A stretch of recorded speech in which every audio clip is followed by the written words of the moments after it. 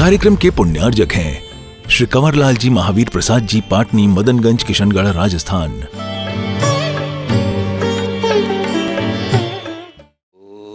ओकारं बिंदु संयुक्तं नित्यं ध्यायन्ति योगिनः कामदं मोक्षदं चैव ओंकाराय नमो नमः।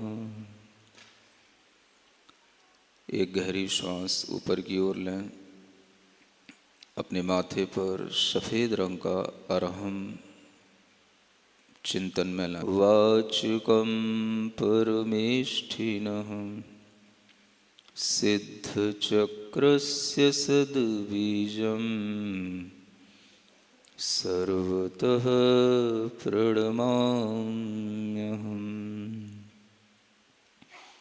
अनंतानंत सिद्ध परमेष्ठी भगवान की, देवादिदेव आदिम तीर्थंकर श्री ऋषभनाथ भगवान की, वर्तमान शासन नायक श्री वर्धमान महावीर भगवान की, परम पूज्य आचार्य गुरुवर श्री विद्यासागर जी महाराज की, आचार्य श्री समय सागर जी महाराज की, पूज्य मुनि श्री प्रणम्य सागर जी महाराज की, समस्त मुनि संघ की। यह पार्श्व कथा जिसमें आप लोग पार्श्वनाथ भगवान के पूर्व जीवन का चित्रण सुन रहे हैं। जहाँ से यह मंगलाचरण प्रारंभ हुआ था, बहुत दिनों के बाद आज फिर उसी स्थान से इसका मंगलाचरण प्रारंभ करते हैं। मोह महात्म दलन दिन तप लक्ष्मी भरतार, ते पारस परमेश मुझ हो सुमति दातार। वामानंदन कल्पतरु जयो जगत हितकार, मुनि जन जाकी आस करी, जाचे शिव फल सार। मंगल भवन अमंगल हारी, पारसनाथ जगत हितकारी। सुख संपत सब ही घर आवे, जो भविजन पारस गुण गावे। पार्श्व प्रभु की यह कथा उनके पिछले जीवन चरित्र के साथ आनंद मुनि महाराज के साथ जुड़ी हुई है। और वह आनंद मुनि महाराज धर्म को अपनी आत्मा में प्रतिष्ठित करते हुए अपना जीवन व्यतीत कर रहे हैं। जिस धर्म की हम पूजा कर चुके हैं, जिस धर्म के हम पर्व मना चुके हैं, जिस धर्म के हम उत्सव मनाते हैं, मुनि महाराज प्रतिदिन उस धर्म का आनंद लेते हैं, उस धर्म के उत्सव में जीते हैं। और यह परंपरा अनादिकालीन परंपरा है। मुनि महाराज का जीवन जहाँ कहीं पर भी, जिस किसी भी क्षेत्र में, जिस किसी भी काल में व्यतीत होता है, वह प्रति क्षण 10 धर्मों का पालन करते हुए व्यतीत होता है। और उन्हीं 10 धर्मों का वर्णन करते हुए आगे आर्जव और सत्य धर्म को यहाँ पढ़ते हैं कि किस तरह के भाव हमारे अंदर, मुनि महाराज के अंदर हर समय बने रहते हैं। जो मन चिंतै सो मुख कहे, करे काय सो कारज वह। मायाचार न पाए, आर्जव धर्म यही गाए। बोले वचन स्वपर हितकार, सत्य सत्य स्वरूप सुधा उनहार।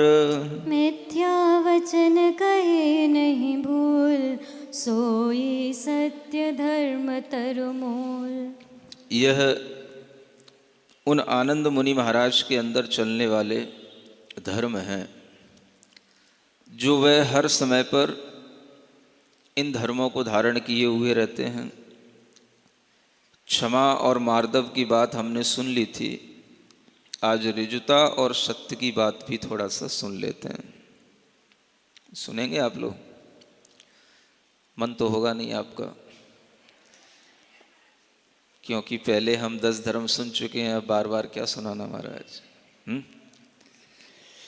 अब आप सोचो, हम जिन चीज़ों को सुन चुके होते हैं, उन चीज़ों को हमारा दोबारा भी अगर सुनने का मन नहीं होता तो सोचो हमारा मन कैसा है। और जिनका हर क्षण उन धर्म के चिंतन में ही मन रहता है, सोचो उनका मन कैसा है। जो कभी भी इस बात से घबराते नहीं कि यही हमने कल विचार किया था, यही आज विचार कर रहे हैं, यही हमने कल भाया था, यही आज भा रहे हैं, कब तक? ऐसा जो नहीं सोचते वही मुनि महाराज का मन कहलाता है। उनका तीर्थंकरों की वाणी से है, और यह धर्म की वाणी सीधा उनकी आत्मा से उनको कनेक्ट करती है। यही एक कारण होता है जिसके कारण से वह हमेशा अपने अंदर एक पॉजिटिविटी, एक हैप्पीनेस का भाव उनके अंदर बना रहता है। क्योंकि वो कनेक्ट किससे हैं? वो आप लोगों से कनेक्ट नहीं है, वो कनेक्ट किससे है? वह जिनेंद्र भगवान की वाणी से कनेक्ट है। उन्हें यह विचार आते ही कि ये 10 धर्म का भगवान ने वर्णन किया है, तो वह विचार उनके अंदर कभी भी अनादर उत्पन्न नहीं करता, बोरियत नहीं करता। क्योंकि ये धर्म का भाव किसने दिया? तीर्थंकरों ने दिया। तो जैसे ही हम ये विचार करते हैं कि ये तीर्थंकरों के द्वारा बताया गया धर्म है, और ये धर्म हमारी आत्मा की उन्नति के लिए है, यह धर्म हमारी आत्मा के लिए साधन भी है और साध्य भी है, तो वह अपने आप से भी कनेक्ट होते हैं और भगवान से भी कनेक्ट होते हैं। और यही कारण होता है कि जब हम अपने अंदर इस तरह की कनेक्टिविटी लाते हैं, तो हम अकेले तो होते हैं, लेकिन भीतर से खाली नहीं होते हैं। सुनते हो? अकेले होना अलग बात है, और भीतर से खाली होना अलग बात है। आप लोग अकेले नहीं होते हो, लेकिन भीतर से खाली रहते हो। और हम लोग अकेले रहते हैं, लेकिन भीतर से भरे हुए रहते हैं। किससे? गुस्सा से, अहंकार से, कुटिलता से, लोभ से। किससे भरे हुए रहते हैं?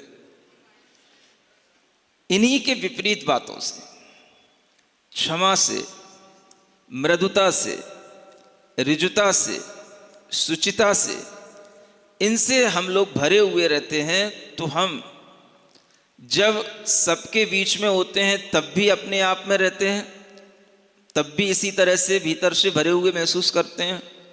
और जब कुछ बीच में खाली खाली भी दिखता है तो भी हम अपने आप में भीतर से कनेक्ट हो जाते हैं, क्योंकि हमारे भीतर क्या है? इन्हीं 10 धर्मों का भाव है। कनेक्टिविटी चाहिए।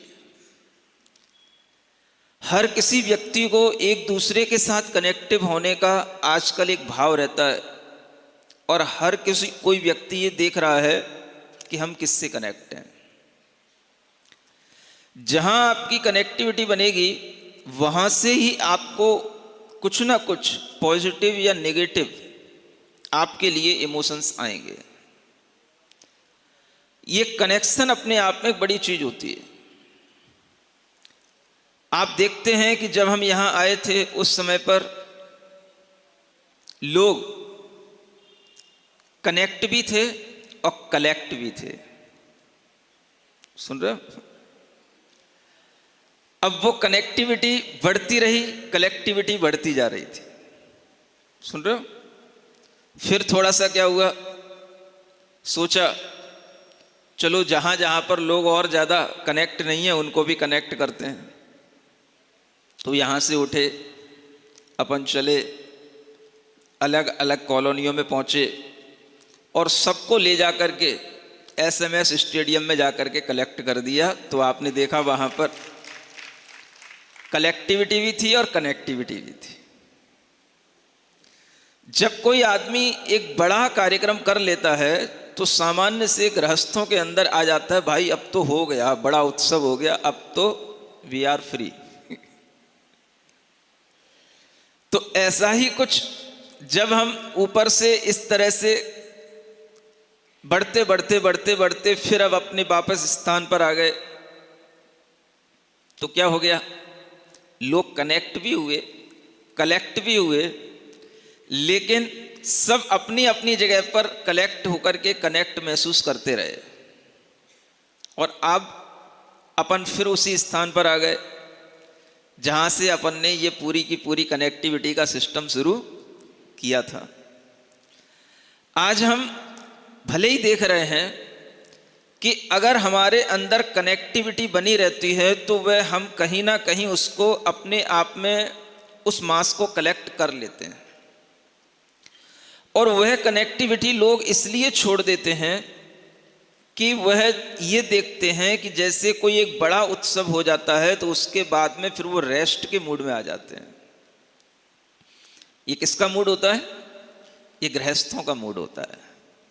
एक बड़ा उत्सव कर लो, एक बड़ा काम कर लो, फिर उसके बाद में आराम कर लो।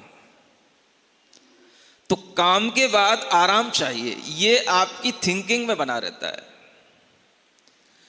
आप इसीलिए कोई भी काम करते हैं, अपने ऑफिस का भी काम करते हैं, तो आप लगातार 5-6 दिन काम करते हैं, फिर 6वें दिन आते आते भाई सैटरडे आ गया, संडे आ गया, अब क्या चाहिए?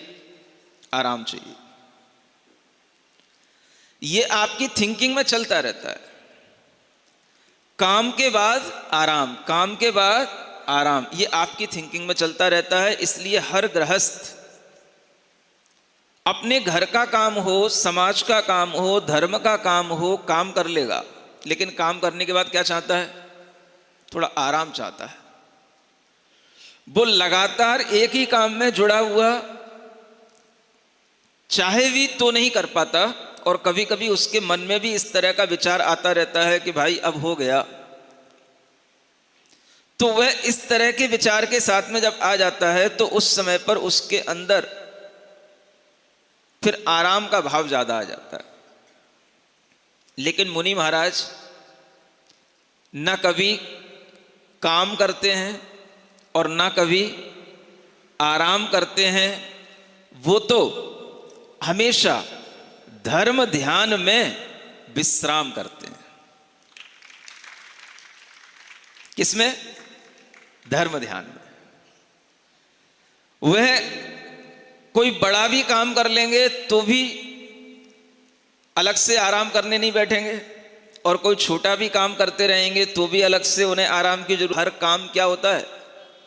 धर्म ध्यान का विश्राम होता है। धर्म उपदेश दे रहे हैं तो भी धर्म ध्यान में है,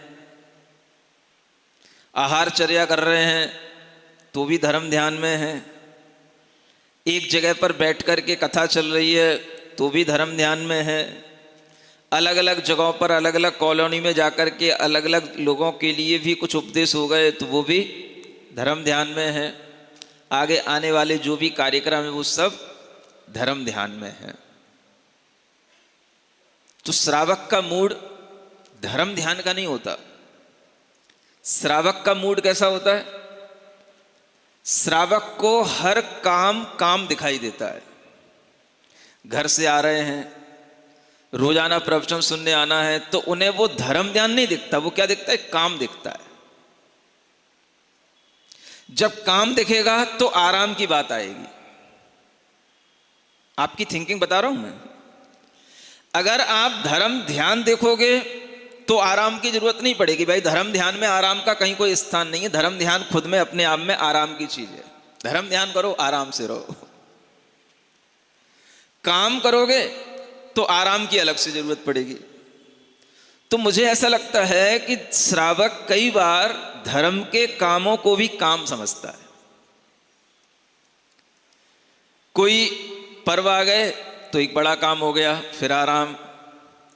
फिर कोई एक बड़ा विधान कर लिया, फिर काम हो गया, फिर आराम। फिर कोई मंदिर में कोई बड़ा उत्सव हो गया, पूजा कर ली, फिर एक काम हो गया, फिर आराम। फिर कोई त्योहार आ गया, फिर आराम। तो हर काम के बाद क्या चाहिए तुम्हें? आराम चाहिए। पूछो अपने मन से, चाहिए कि नहीं चाहिए? समझ आ रहा है?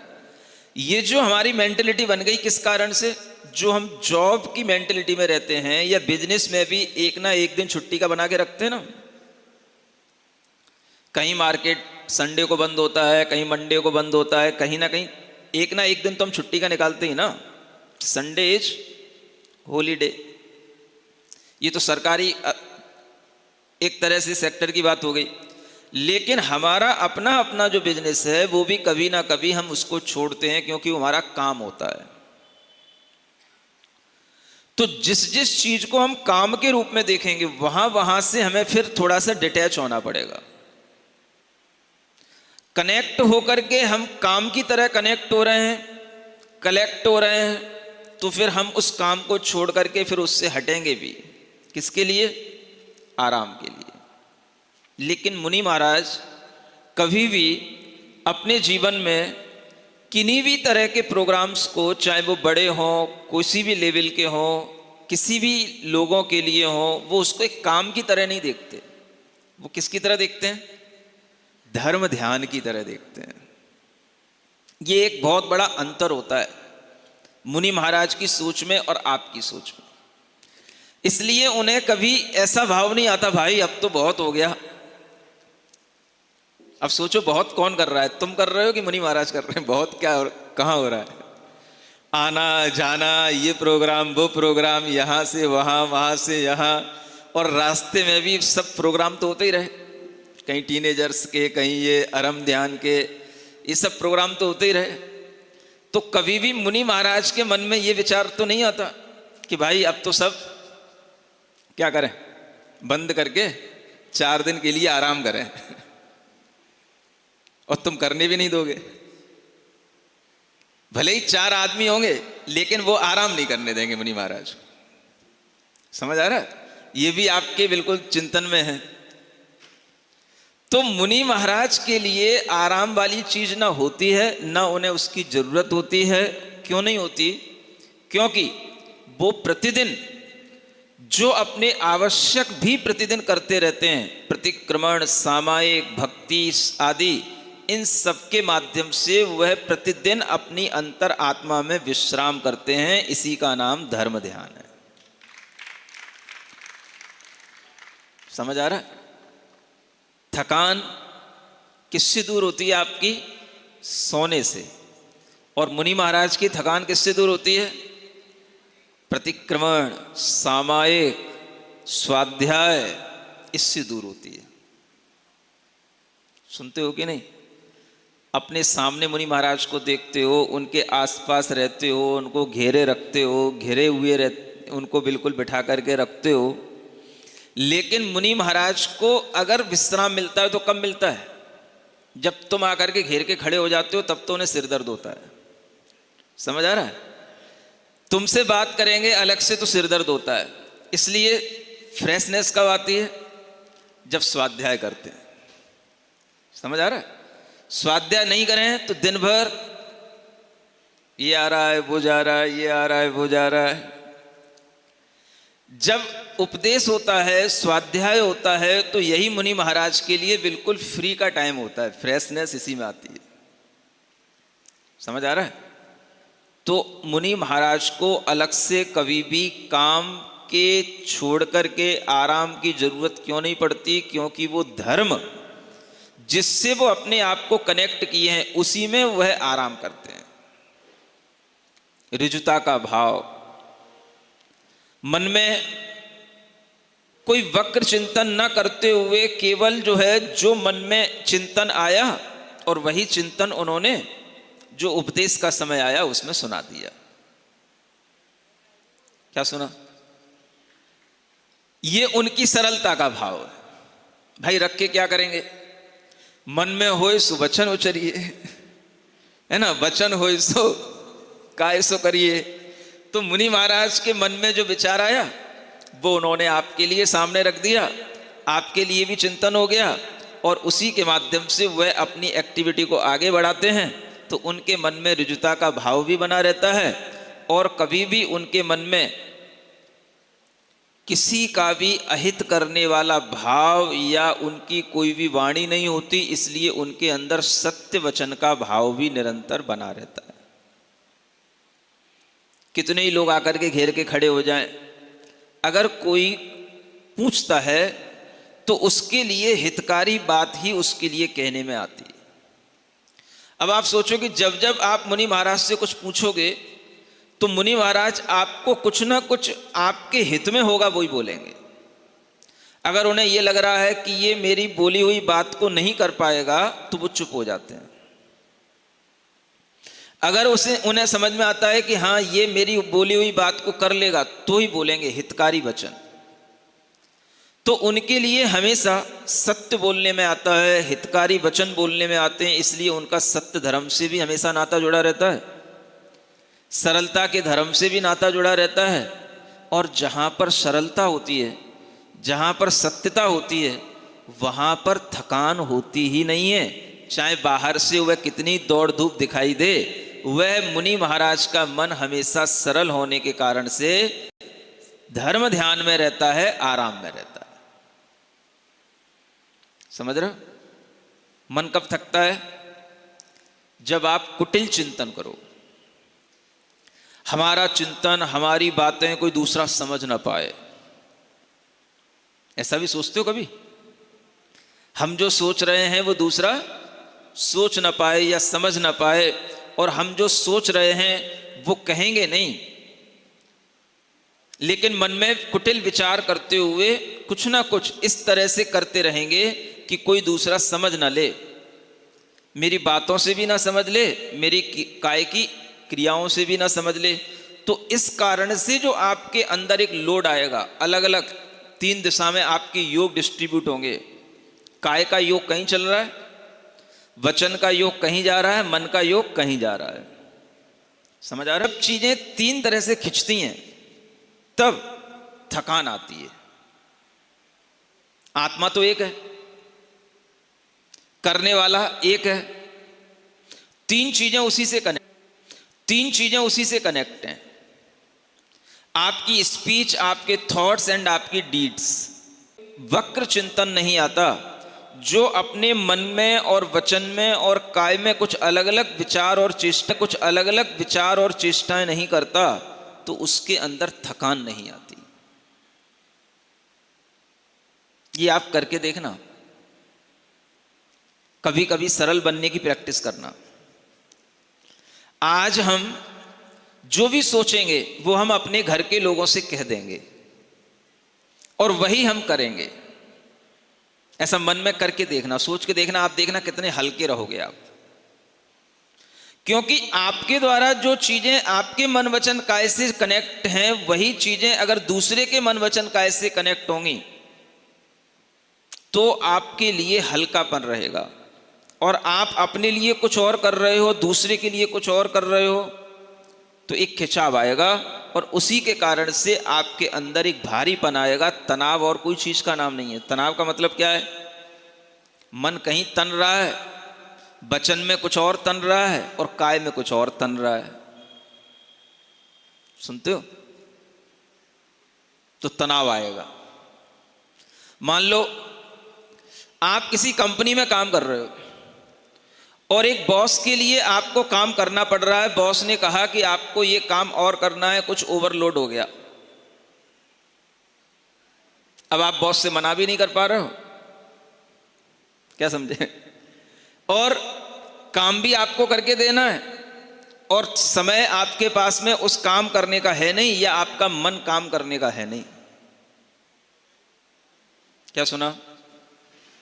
बॉस ने दे दिया है तो काम करना पड़ रहा है, लेकिन मन काम करने का है नहीं। बॉस पूछता है काम कर रहे हो? हाँ कर रहे हैं।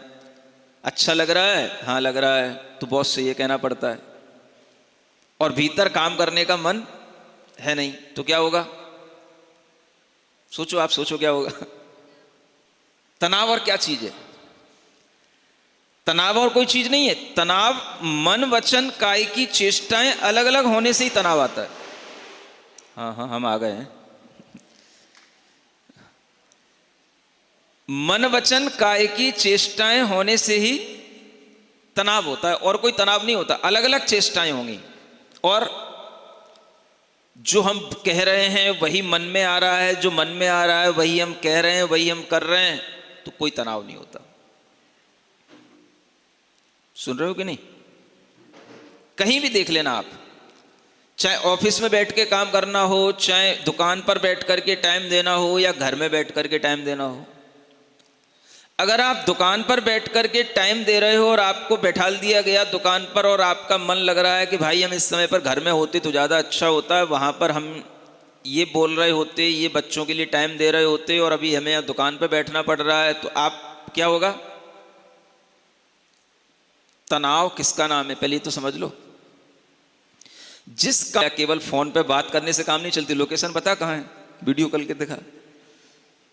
तो वीडियो कॉल का एक अच्छा, एक ये भी एक मतलब उसका पॉजिटिव वे कह लो कि आदमी को विश्वास नहीं रहा तो अब उसको वीडियो कॉल करवानी पड़ती। पता देखा कहाँ है? हाँ घर में ही है ना।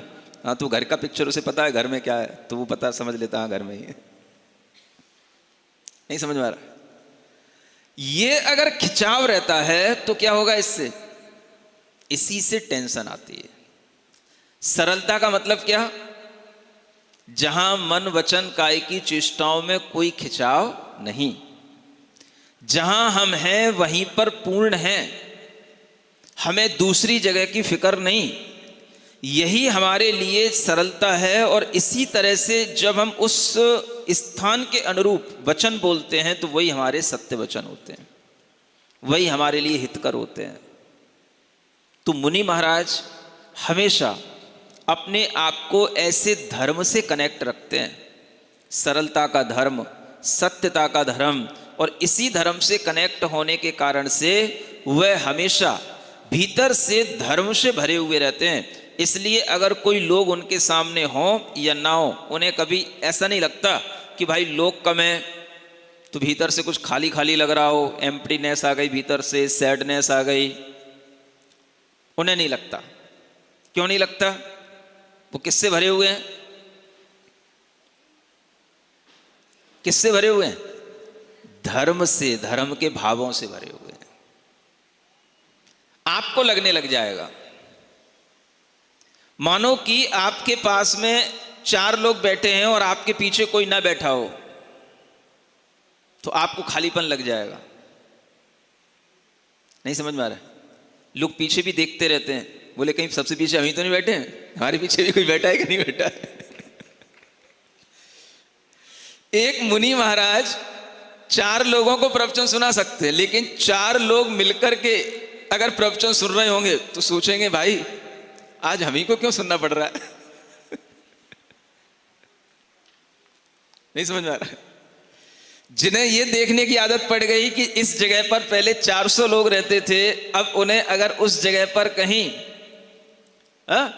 100 लोग दिखाई दें, 200 लोग दिखाई दें, तो उन्हें ये लगेगा कि भाई हम प्रवचन सुन रहे हैं तो हमारे प्रवचनों में सुनने में कहीं हम कोई गलती तो नहीं कर रहे हैं।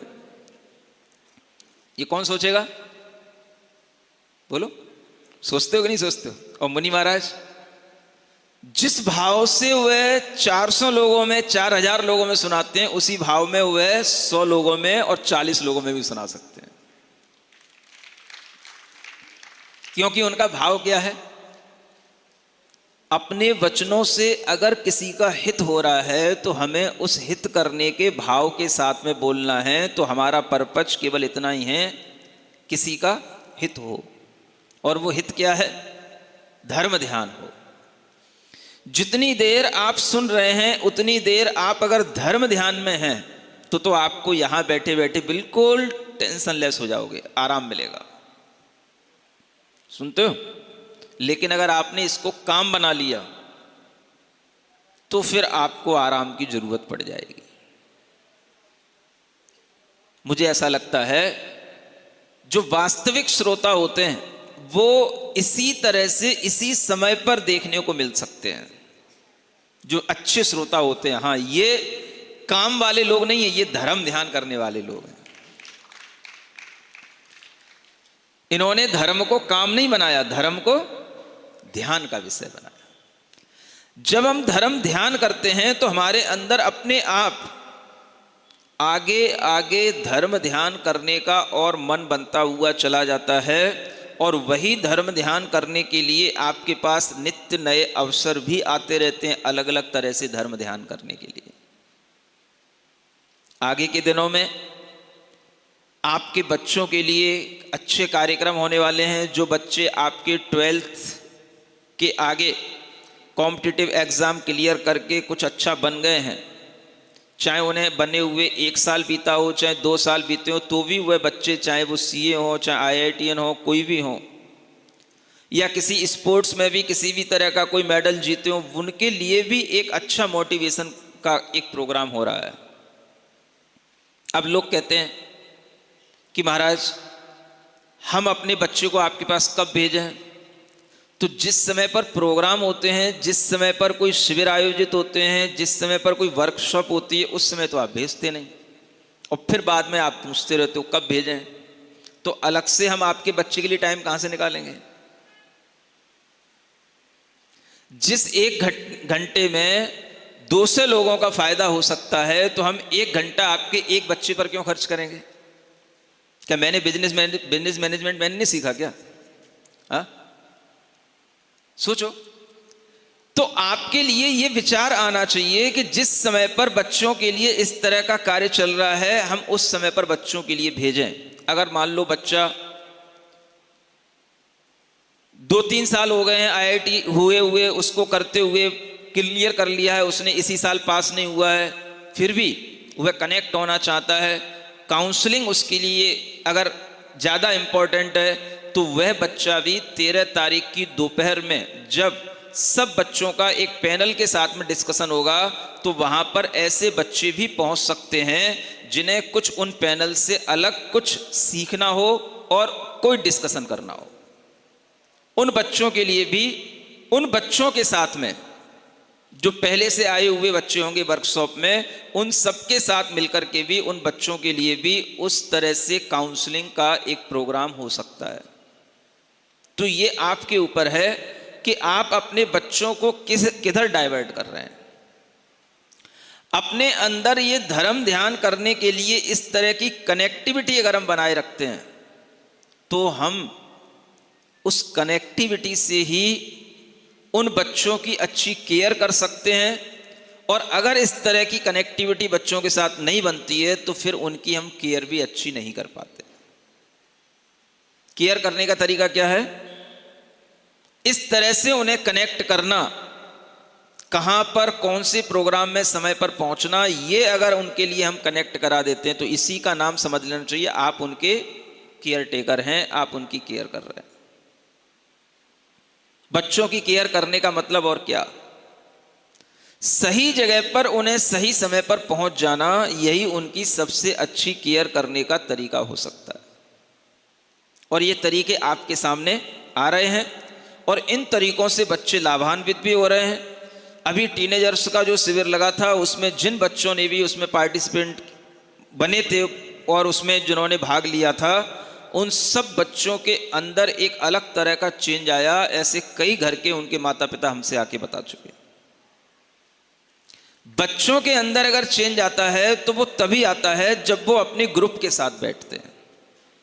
हम अलग से उन्हें कुछ बताएंगे तो भी उन्हें वो चीज एक प्रेशर की तरह दिखाई देगी। आप अलग से उनसे कुछ कहेंगे तो भी उन्हें चीज वो एक प्रेशर की तरह दिखाई देगी। लेकिन जब वो ग्रुप के साथ बैठ करके डिस्कशन करते हुए, चीज़ों को आर्गुमेंट्स के साथ समझते हुए जब आगे बढ़ते हैं, तो उन चीज़ों को वो एक्सेप्ट कर पाते हैं कि हाँ, ये जो कहा जा रहा है वो सही कहा जा रहा है, हमें इस पर ध्यान देना चाहिए। ये फीलिंग उनके अंदर आती है। तो बच्चों के लिए ये सबसे अच्छा तरीका होता है, जब कोई इस तरह के इवेंट हो रहे हों उसमें हम बच्चों के लिए कनेक्ट करें। कनेक्टिविटी से ही आपकी केयरिंग बच्चों की अच्छी हो सकती है।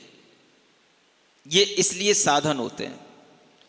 जब भी हमारे अंदर किसी भी तरह से धर्म ध्यान करने का विचार आएगा तो हम अपने अंदर यही महसूस करें कि हम वो धर्म ध्यान का तरीका कौन सा अपना रहे हैं जिसमें हमारी भी सुरक्षा बनी रहे और जो हमारे बच्चे हैं, परिवार के लोग हैं, उनकी भी सुरक्षा बनी रहे। अगर आप ऐसा नहीं करोगे तो बच्चे क्या करेंगे? दशहरा आ रहा है, आज कितनी तारीख हो गई? कब है दशहरा? कल ही है। बस सब कहाँ पहुँचेंगे? सब रामलीला ग्राउंड में पहुँचेंगे, रावण को जलाने पहुँचेंगे, उसको फूंकने पहुँचेंगे। हाँ, नहीं है तो कम से कम देखने तो पहुँचेंगे ही भाई, झांकी तो लगी रहती है कौन का रावण कितना बड़ा बना है। तो जितना बड़ा रावण बनेगा उतनी ज़्यादा उसमें पटाखे होंगे, उतने ही ज़्यादा पर्यावरण को नुकसान पहुँचेगा, उतना ही ज़्यादा जो है आपके लिए देखने में प्रोत्साहन दूसरों को देने में अच्छा लगेगा। तो ये भी एक कंपटीशन बन गया है। अब ये कंपटीशन जो पर्यावरण को दूषित करता हो, जो अनेक तरह से लोगों को चोट पहुंचाता हो, जो किसी भी तरह के पटाखों की आवाज़ों से हिंसा का वातावरण बनता हो, अनेक जीवों की हानि करता हो, ये वातावरण आपके लिए धर्म का वातावरण कहलाएगा या अधर्म का वातावरण कहलाएगा? भाई विजयादशमी का मतलब राम की विजय मनाओ ना, विजय के लिए उत्सव करो ना। घर घर दीप जलाओ, घर घर राम के गीत गाओ, घर घर उत्सव मनाओ, सब कुछ करो। लेकिन ये पटाखे, आग जनी काम और ये तमाम तरह की हिंसाएं, ये दुनिया का शब्द प्रदूषण, ध्वनि प्रदूषण, वायु प्रदूषण, इन दिनों में देखोगे आप, कल सबसे ज्यादा प्रदूषण मिलेगा आपको पूरे शहर के अंदर। जो हमारे शरीर को प्रदूषित करे, जो हमारी मानसिकता को प्रदूषित करे, वो धर्म कैसे होगा? किसी को जलाने में धर्म है या किसी की रक्षा करने में धर्म होता है? अभी तक हम ईसाई इतना भी नहीं सीख पाए क्या? इस कार्यक्रम के पुण्यार्जक हैं श्री कंवरलाल जी महावीर प्रसाद जी, पाटनी, मदनगंज, किशनगढ़, राजस्थान।